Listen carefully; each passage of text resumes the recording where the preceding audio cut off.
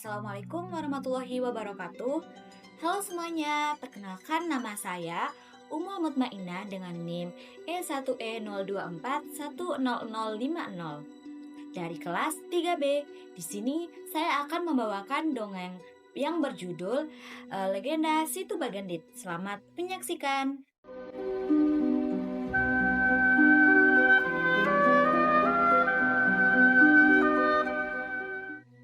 Legenda Situ Bagendit. Cerita tentang Situ Bagendit bermula di sebuah desa, di mana tinggal seorang perempuan kaya bernama Nyai Bagendit. Nyai Bagendit seorang janda, mewarisi kekayaan yang melimpah dari suaminya yang telah meninggal. Meskipun hidup sendirian tanpa anak, Nyai Bagendit terobsesi dengan harta. Nyai merasa sangat takut mengalami kemiskinan. Nyai pun hidup dengan sikapnya yang pelit. Meskipun dianggap sebagai orang terkaya di desanya, terkenal sebagai wanita sombong dan kejam. Nyai Bagendit senang memperlihatkan kekayaannya di hadapan warga desa yang mayoritas hidup dalam kesusahan. Ketika warga desa meminjam uang darinya, Nyai Bagendit memberikan bunga yang tinggi sebagai bunga pinjaman. Orang-orang yang tidak mampu membayar pinjaman dipaksa untuk menyerahkan rumah dan harta benda mereka. Saat melakukan penagihan, Nyai Bagendit seringkali menggunakan orang suruhan yang bersikap kasar. Pada siang yang terik, seorang kakek terlihat berjalan membungkuk melintasi pemukiman warga yang kumuh. Kakek tersebut kemudian mendekati seorang petani yang sedang sibuk menjemur gabah. "Permisi pak, bisa membantu kakek?" tanya kakek itu. Petani itu menghentikan pekerjaannya dan tersenyum. "Ada apa pak? Bagaimana saya membantu Anda?" "Bolehkah kakek tahu di mana rumah orang yang terkaya di desa ini?" tanya kakek itu. Petani itu langsung menunjuk ke sebuah rumah megah yang berbeda dengan rumah-rumah lain di desa. "Kenapa pak? Apa yang membuat kakek mencari orang terkaya di desa?" tanya petani tersebut. "Kakek hanya ingin meminta sedekah untuk bisa makan," ujar kakek itu. Petani itu terdiam dan menggeleng, merasa iba bahwa kakek tersebut mungkin tidak akan dipedulikan oleh Nyai Bagendit. Namun, sebelum petani itu bisa menahan kakek tersebut, kakek itu menghilang. Di tempat lain, Nyai Bagendit sedang asik menghitung emas dan permata di halaman rumahnya. Tiba-tiba, seorang kakek tua datang meminta sedekah. Namun, Nyai Bagendit malah menghardik dan membentak kakek tua tersebut dengan kasar. "Hei orang tua yang tidak tahu diri, pergi dari rumahku. Kamu mengganggu pemandangan siangku.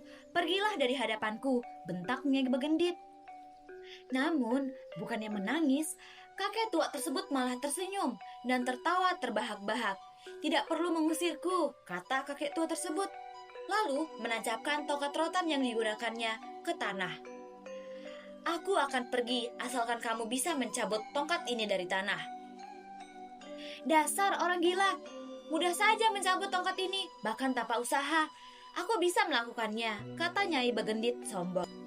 Namun, kagetnya Nyai Bagendit ketika mencoba mencabut tongkat itu dengan satu tangan, tongkat itu tidak bergeming. Bahkan dengan dua tangan sekaligus, Nyai Bagendit tidak bisa mencabutnya.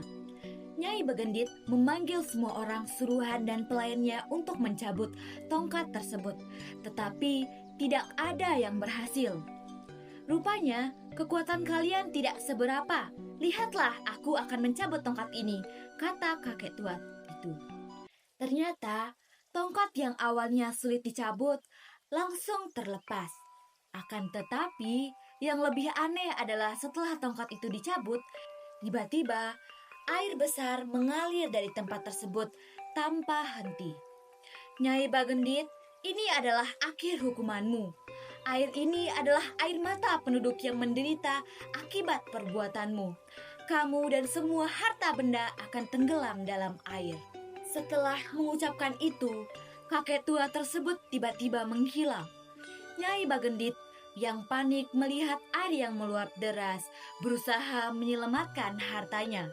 Namun air bah lebih cepat menenggelamkannya beserta seluruh harta dan semua orang serta pelayannya.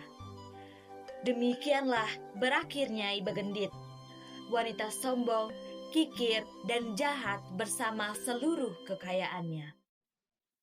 Pesan moral. Moral yang dapat diambil dari dongeng Situ Bagendit adalah tentang sikap dalam mengelola kekayaan. Sifat pelit, tamak, dan sombong terhadap harta yang dimiliki tidaklah bijaksana. Sikap tersebut dapat merugikan atau bahkan membawa bencana bagi seseorang di masa depan. Sebaiknya, kekayaan yang dimiliki tidak hanya disimpan, tetapi juga sebagiannya digunakan untuk membantu orang-orang yang membutuhkan. Sikap tolong-menolong yang tidak dimiliki Nyai Bagendit justru mencelakakan dirinya sendiri. Harta kekayaannya hilang begitu saja dan tidak ada yang menolongnya.